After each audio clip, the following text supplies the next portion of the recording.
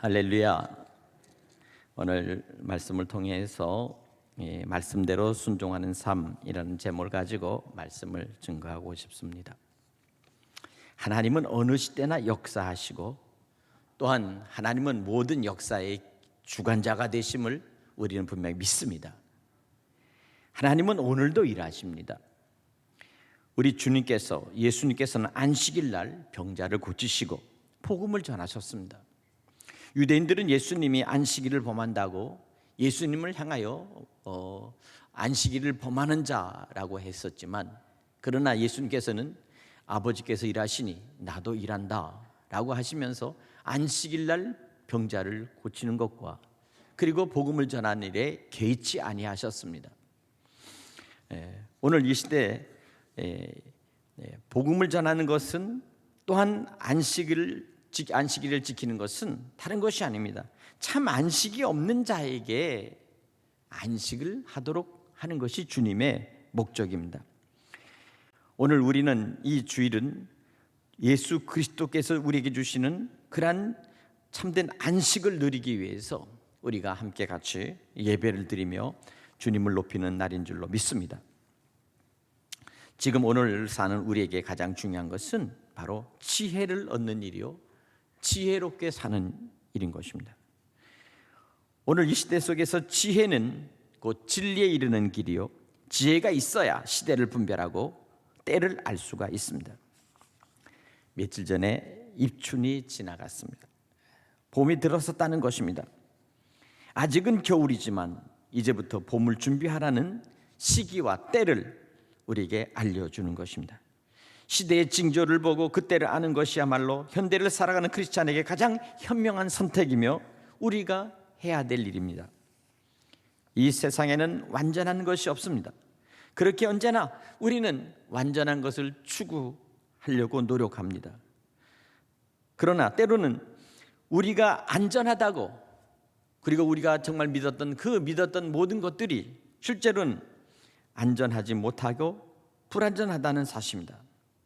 그래서 옛말에 돌다리도 두들려가면서 건너가야 한다라는 말을 합니다.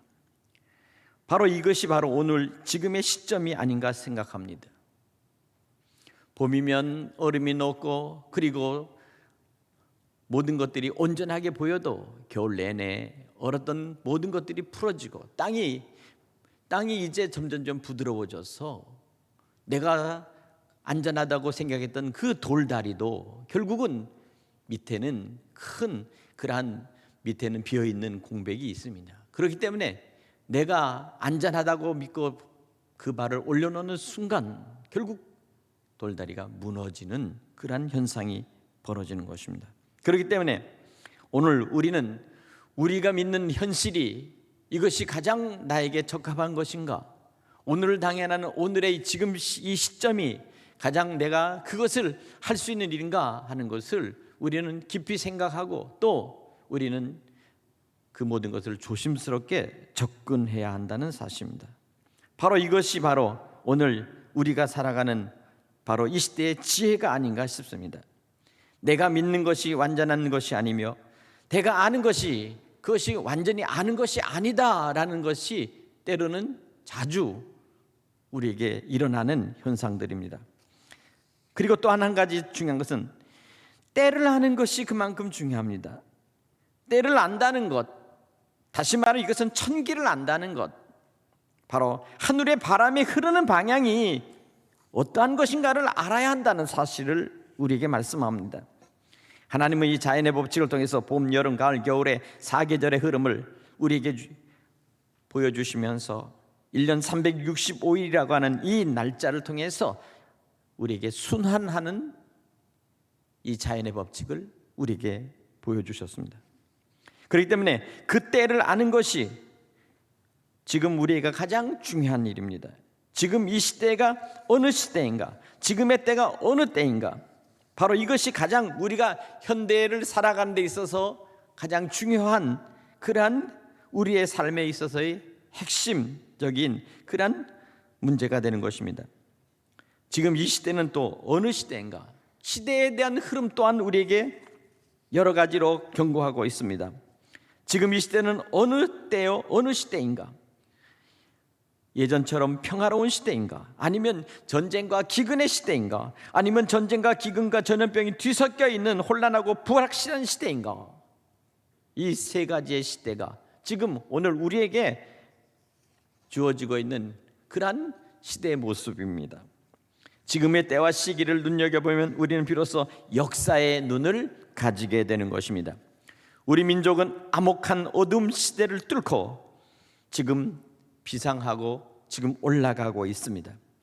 검은 구름 속에서, 캄캄한 그 구름 속에서 마지막 힘을 박차고 햇빛이 있는 성층권으로 뚫고 올라가는 위성처럼 햇빛이 반짝이는 곳으로 우리는 지금 찬란하게 솟아오르고자 하는 그러한 모든 에너지가 지금 쏟아붓고 있습니다. 민족사적으로 지금 같은 시대를 우리가 맞이하는 것은 아마 처음일 것입니다. 그러나 에너지와 힘과 동력이 더 이상 받쳐주지 못하면 그 다음부터는 결국 추락하고 마는 것입니다. 다시 원점으로 떨어지고 있는 것입니다.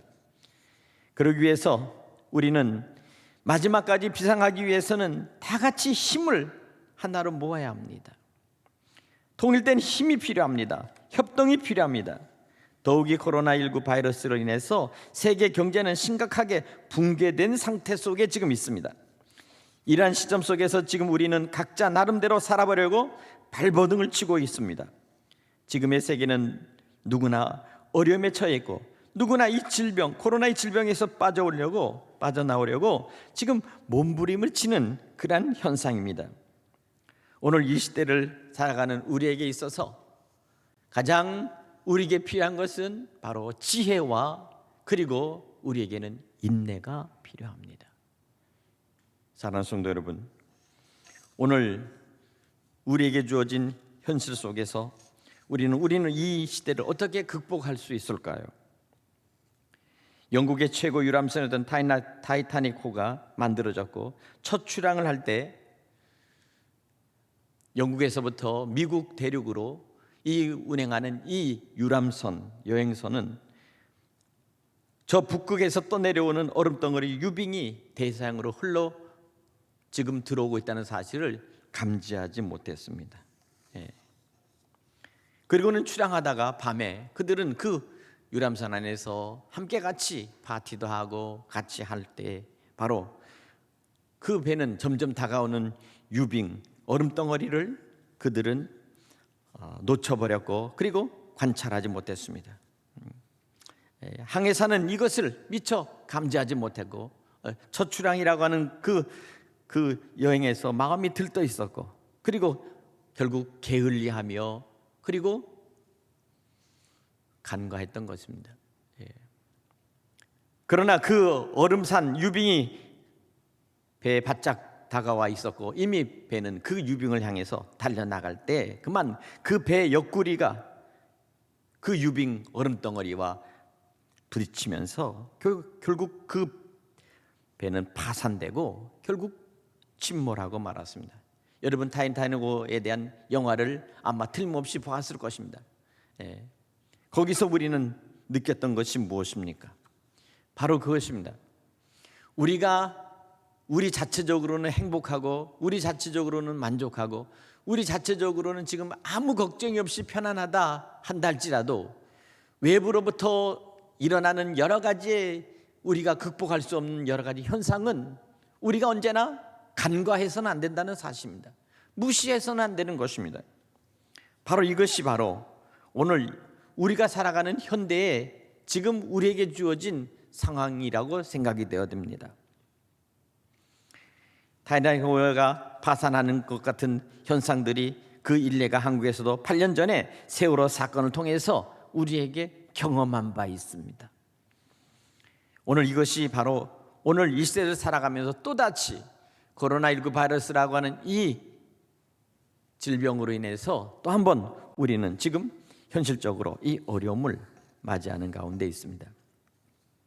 남들이 다 잘 된다고 할 때 더 조심하고 경계합니다. 그러나 또한 남들이 다 죽겠다고 할 때 너무 비관하고 낙심하지 말아야 됩니다. 반드시 기회는 다시 오기 때문입니다. 지금 2월 둘째 주를 지나면서 저는 이런 생각을 했습니다.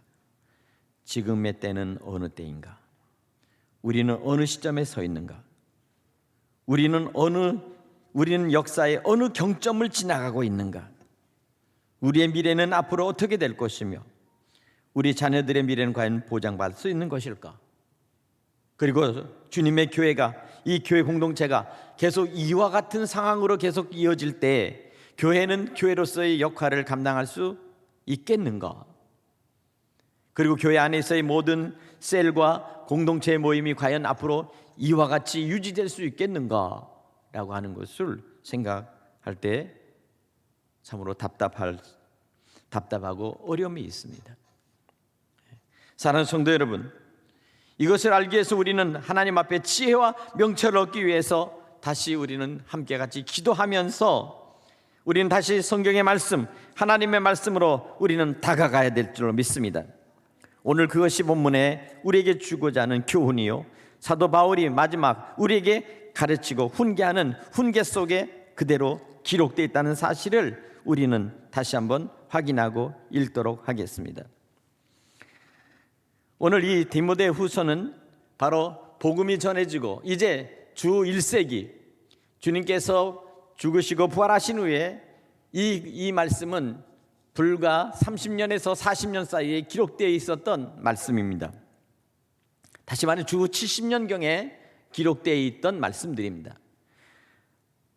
교회가 바로 시작되고 복음이 시작되는 그 시점 속에서 그 시대는 어떤 상황이었는가? 로마에 있어서의 그 시대는 어떤 시대였고 바로 그 시대가 우리에게 경고하고 가르쳐주는 시대는 무슨 시대인가에 대해서 다시 우리는 들여다볼 필요가 있습니다. 디모데후서 3장 1절부터 7절까지 한번 찾아서 우리 같이 읽도록 해보겠습니다. 여러분 성경을 펴십시오. 그리고 디모데후서 3장 1절 성경 345쪽에 있는 말씀부터 천천히 저와 여러분이 말씀을 같이 읽도록 하겠습니다. 제가 한 절 읽고 여러분이 한 절씩 읽겠습니다. 너는 이것을 알라. 말세에 고통하는 때가 이르러.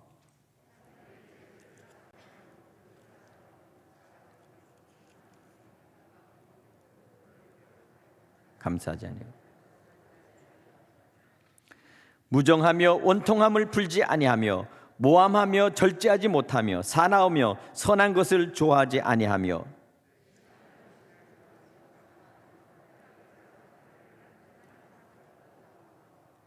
경건의 모양은 있으나 경건의 능력은 부인하니 이 같은 자들에게서 내가 돌아서라.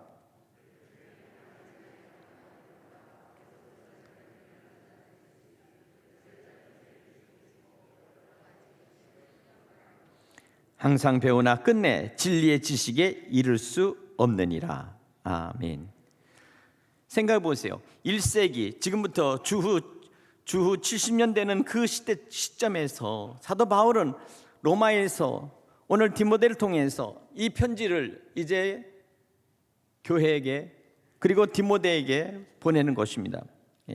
초대교회 디모데를 세워 안수하고 그를 목사로 세워서 교회를 관리하도록 할 때 그에게 편지하는 것이 바로 그것입니다. 말세에는 고통하는 때가 이를 것이다. 어느 때입니까? 그 시대도 바로 그때를 말씀하고 있습니다. 주 1세기의 그 시대상을 우리는 잘 알 수 있습니다. 그것은 어느 때입니까? 사람들이 자기를 사랑하며 돈을 사랑하며 자랑하며 교만하고 비방하여 부모를 거역하며 감사하지 않고 거룩하지 않다. 보세요. 1000년이 지나고 또 1000년이 지나서 이제 2021년 되는 올해 우리는 이 말씀을 가만히 들여다보면서 말세에 고통하는 때, 시간이 흐르고 그리고 때는 지났어도 놀랍게도 우리가 살아가는 모습들은 변하지 않고 있다는 사실을 우리는 알게 됩니다. 이 시대야말로 사람들은 자기를 사랑합니다. 자기 본의적으로 살아갑니다. 많은 사람들이나 많은 곳에서 너를 위해 살아라, 너의 행복을 추구해라, 너의 모든 것들을 가지고 너의 꿈을 이뤄보아라 라고 하는 개인주의적인 것들로 모든 것들을 지금 부추기고 있습니다. 또한 이 시대 속에서 모든 것들이 돈으로 해결하고 이 모든 금전적인 모든 것들로 인해서 시대는 급변하게 지금 변해가고 있습니다. 돈을 벌지 못하거나 돈이 없는 사람들은 세상 속에 루저가 되고, 그리고 남들처럼 떼돈을 버는 사람들을 부러워하는 그런 시대가 되어버렸습니다. 뿐만 아닙니다. 오늘 여기 보니까 교만하고 비방하며 부모를 거역하는 시대, 감사하지 않는 시대, 바로 이것입니다. 특별히 3절에 무정하고 원통함을 풀지 아니하며 모함하며 절제하며 사나우며 선한 것을 좋아하지 아니한다. 사도 바울이 바로 로마의 전성기, 그때 그 제국 속에서 그 사람들의 모습을 보면서 지금 이 말씀을 펴는데, 2000년이 지난 오늘 이 시대에도 똑같이 조금도 다를 바가 없고, 왜 사람은 1000년이 지나고 2000년이 지났는데 오늘의 이 시대도 너무도 동일한 모습으로 우리는 살아갈 수 있을까요?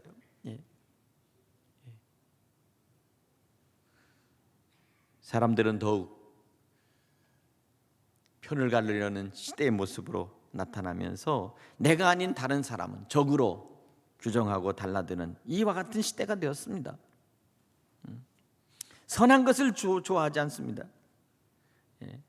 뿐만 아닙니다. 배신하며 조급하며 자만하고 쾌락을 사랑하기를 하나님 사랑하는 것보다 더하며, 이렇게 말합니다.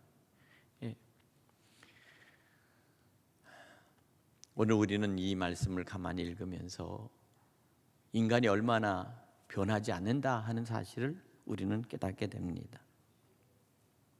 사람이 살기가 더 좋고 입는 것이 더 나은 것을 입으며 먹는 것도 이제는 풍부하여 먹거리가 있어서 그 모든 것들을 다 섭취하고, 그리고 장수하여 더 오랫동안 살기 위해서 이제 남은 생애에 그 모든 것들을 준비하는 노후가 가장 중요하다고 그렇게 얘기하면서, 이렇게 다들 사람들은 애를 쓰는 이때 가장 중요한 것은 하나님을 사랑하는 것보다는 사람을 사랑하고, 더 인간이 더 세상 속에서 더 악해져 가고 있다는 사실을 우리는 보게 되는 것입니다.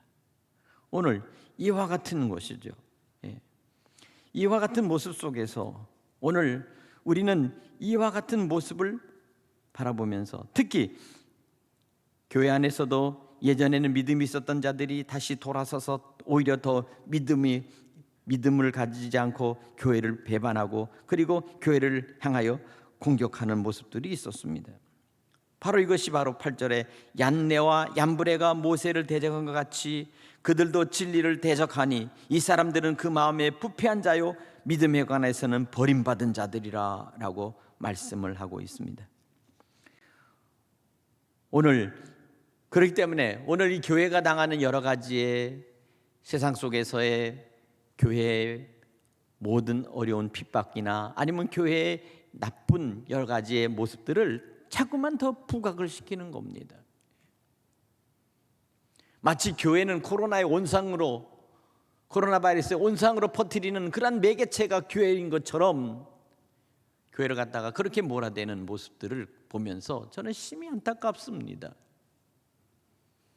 이 시대는 정말 그와 같은 모습 속에서 코로나를 걸리는 사람들은 마치 범죄자처럼 취급을 당하고 사회로부터 완전히 도태당할 뿐만 아니라 직장으로부터 완전히 그들은 쫓겨나가는 이와 같은 상황인데, 문제는 무엇입니까? 코로나를 자기 원해서 걸린 사람은 아무도 없다는 것입니다. 코로나가 어디에 있는지도 알 수가 없습니다. 다 마스크를 쓰고 다니는데, 그런데 코로나에 감염된 사람은 그 다음부터는 사회로부터 완전히 격리되거나 아니면 그 사람들은 도태시켜버립니다.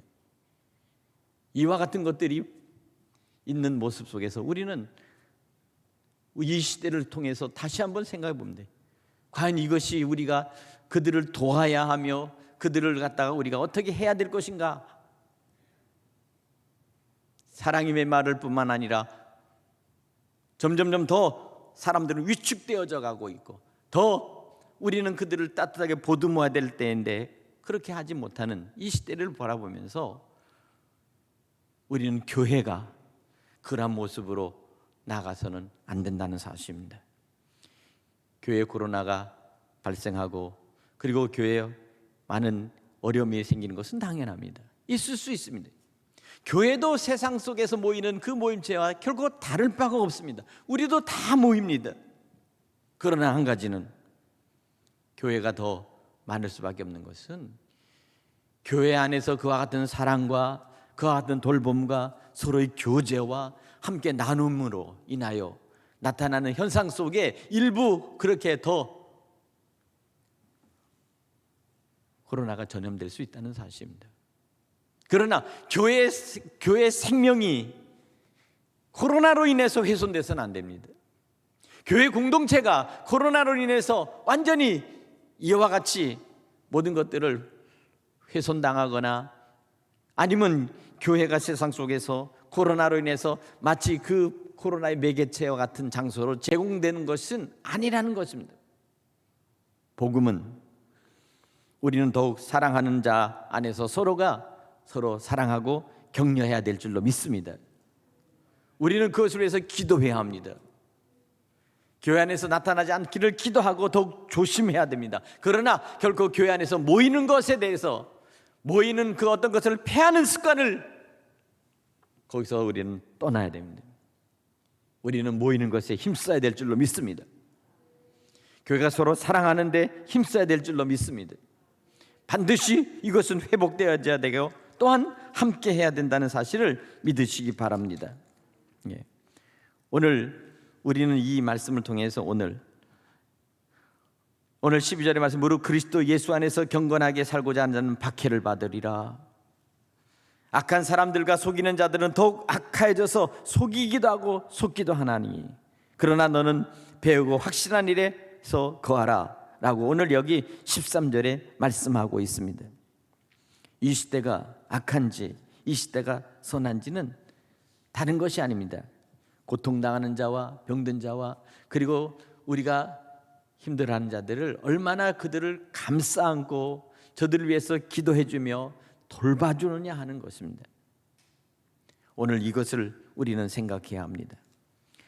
사랑하는 성도 여러분, 오늘 우리는 지금 이 시대가 바로 우리에게 주어진 가장 어렵고 힘든 교회의 시대요, 또한 교회 안에서의 시대라는 것을 우리는 누구보다도 잘 압니다. 그러나 한 가지는 이 어려운 때 우리가 해야 될 일이 있습니다. 그것은 무엇입니까? 14절에 너는 배우고 확신한 일에 거하라. 우리가 말씀 안에서 배우고 확신한 일에 거하는 것이 무엇입니까? 여러분 안에 있는 그 확신은, 그것은 여러분이 스스로가 끝까지 주장할 수 있는 확신입니까? 그리고 그것을 결코 그 어떤 상황 속에서도 여러분들은 후회하지 않는 확신입니까? 우리에게는 5가지의 확신이 있습니다. 그것은 무엇입니까? 구원에 대한 확신입니다. 예수 그리스도로 말미암아 우리 주신 이 구원의 확신, 그리고 우리는 죄 사함의 확신이 있습니다. 그리스도의 보혈의 피로 우리는 우리의 모든 죄가 소멸되며 우리가 예수로 말미암아 주님의 흘리신 그 보혈로 우리가 깨끗이 씻김을 받는다고 하는 이 구원의 확신이 있습니다. 사죄 용서의 확신이 있습니다. 이 사죄 용서의 확신은 또한 다른 사람들을 우리가 용서하고 다른 사람들을 감싸줘야 될 확신이라는 사실을 여러분 믿으시기 바랍니다. 뿐만 아니라 우리는 주님 안에서 우리가 언제나 주님의 인도하심을 받고 우리가 나아가는 그런 확신이 있습니다. 주님이 우리를 끝까지 책임져 주실 그런 확신이 있다는 사실을 믿으시기 바랍니다. 마지막 우리는 승리의 확신이 있습니다. 반드시 우리는 승리할 것입니다. 예수 그리스도 안에서 우리는 반드시 승리할 것을 믿으시기 바랍니다. 오늘 우리는 이와 같은 확신을 가지고 있습니다. 오늘 그렇기 때문에 우리는 이와 같은 확신한 일에 우리는 거해야 됩니다. 오늘 여기 16절에 또 어려서부터 성경을 알았나니 성경은 능히 너로 하여금 그리스도 예수 안에 있는 믿음으로 말미암아 구원에 이르는 지혜가 있게 하느니라. 디모데는 어려서부터 그 조부모로부터 그 어머니로부터 하나님의 말씀을 배우고 양육을 받고 성장을 했습니다. 어릴 때부터 하나님의 말씀을 배우고 양육시키는 것은, 이것은 교회에 앞으로 이 한 사람이 그리스도 안에서 훌륭한 지도자가 되는 길입니다. 오늘 그렇기 때문에 우리는 우리 교회가 우리 청소년들에게 관심을 갖고 우리가 그들을 이끌어가며 저들을 양육하고 교육하는데 우리는 최선을 다해야 될 줄로 믿습니다. 오늘 이것입니다. 어려서부터 성경을 안하니 성경은 능히 너로 하여금 그리스도 안에 있는 믿음으로 말미암아 구원에 이르는 지혜가 있게 하느니라 하신 이 말씀을 우리는 저들의 머릿속에, 저들의 마음속에 심어줘야 하는 것입니다. 특별히 오늘 16절에 모든 성경은 하나님의 감동으로 된 것으로 교훈과 책망과 바르게 함과 의로 교육하기에 유익하니, 성경이 가지고 있는 네 가지의 우리에게 주시는 그러한 유익이 있습니다. 바로 그것은 무엇입니까? 첫째는 교훈, 두 번째는 책망, 세 번째는 바르게 함, 네 번째는 의로 교육하기에 유익하다. 이 네 가지가 바로 성경을 가르치고 말씀 속에 확신에 거하는 사람들에게 주어지는 그러한 유익입니다.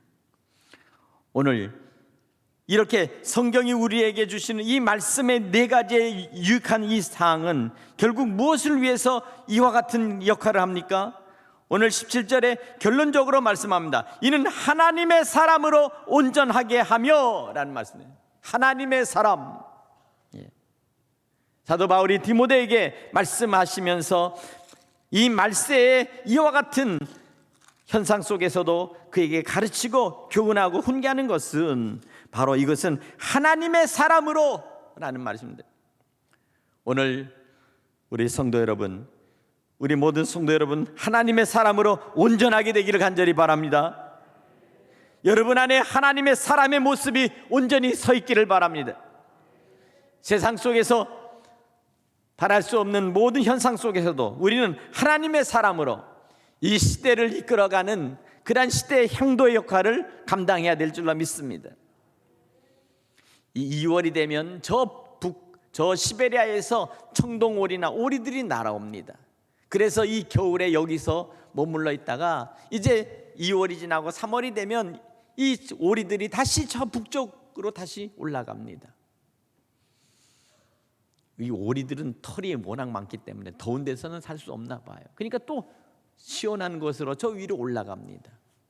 근데 올라갈 때 이렇게 보면, 하늘을 보면 이 기러기나 오리들은 이렇게 때를 지어서 갈 때 이렇게 V자로 이렇게 날개를 찢고 그렇게 날아갑니다. 어쩌면 저들은 저렇게 질서 있게 그냥 한 번에 우르르 날아가지 않고 그렇게 똑같이 자기들의 모습을 그렇게 열을 지어서 갈까?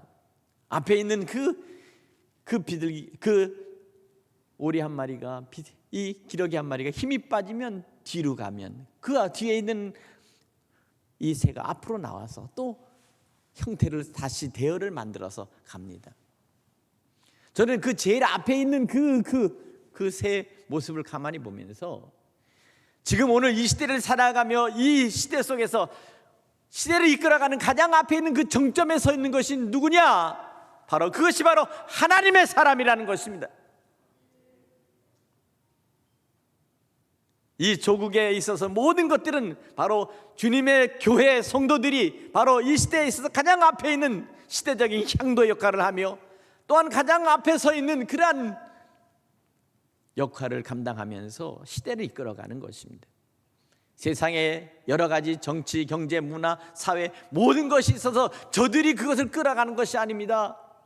하나님의 사람이 바로 제일 앞에 서 있다는 사실을 여러분 기억하시기 바랍니다. 오늘 이것이 바로 오늘 우리에게 주시는 말씀입니다. 왜 그렇습니까? 이는 하나님의 사람으로 온전하게 할 뿐만 아니라 모든 선한 일을 행할 능력을 갖춰 있는 사람은 오직 그리스도인들 뿐이라는 사실입니다. 세상에 많은 종교가 있고 세상에 많은 철학과 그리고 많은 어떤 지도자가 있다 할지라도 그러나 결국에는 하나님의 사람이 시대의 향도 역할을 하며 제일 앞에 선봉을 설 수밖에 없는 그 역할이 바로 주님의 교회 위에 있다는 사실을 기억하시기 바랍니다. 오늘 이것이 바로 오늘 우리에게 주어진 이 시대적인 사명입니다. 또한 우리가 감당해야 될 그러한 우리의 몫이라는 사실입니다. 복음을 가진 자, 믿음을 가진 자, 그리고 이 시대를 이끌어가는 그 하나님의 사람으로서 우리가 감당해야 될 그 몫은 때로는 고난과 박해가 온다 할지라도 우리는 반드시 그것을 견뎌나가야 될 줄로 믿습니다. 12절에 무릇 그리스도 예수 안에서 경건하게 살고자 하는 자는 박해를 받으리라. 오늘 이 말씀을 통해서 오늘 이 시대에 어떠한 어려움과 박해와 그리고 여러 가지 어려운 시련과 역경이 온다 할지라도 반드시 우리는 믿음의 주 온전케 하시는 예수 그리스도를 바라보면서 이 모든 것들을 극복해 나갈 줄로 믿습니다. 주께서 여러분들을 축복하시고 여러분 안에 하나님께서 주시는 진리의 말씀으로 분별할 수 있는 그러한 하나님의 일꾼으로서 인정된 자가 될 수 있기를 간절히 바랍니다. 오늘 2장 15절에도 이와 같이 말합니다. 너는 진리의 말씀을 옳게 분별하며 부끄러울 것이 없는 일꾼으로 인정된 자로 자신을 하나님 앞에 드리기를 힘쓰라. 오늘 이와 같이 말씀하고 있습니다. 오늘 다시 한번 우리가 그리스도 예수 안에서 주의 복음을 들고 오늘 이 시대 속에서 암흑하고 어려운 이 질병 속에서도 우리는 믿음을 잃지 않고 어려운 우리의 이웃들과 함께 같이 주님의 귀가 하나가 되어서 반드시 마지막 최후의 승리, 여호와 니시의 승리로 반드시 승리하는 교회가 될 수 있기를, 믿음의 성도들 될 수 있기를 간절히 축복합니다. 기도하겠습니다.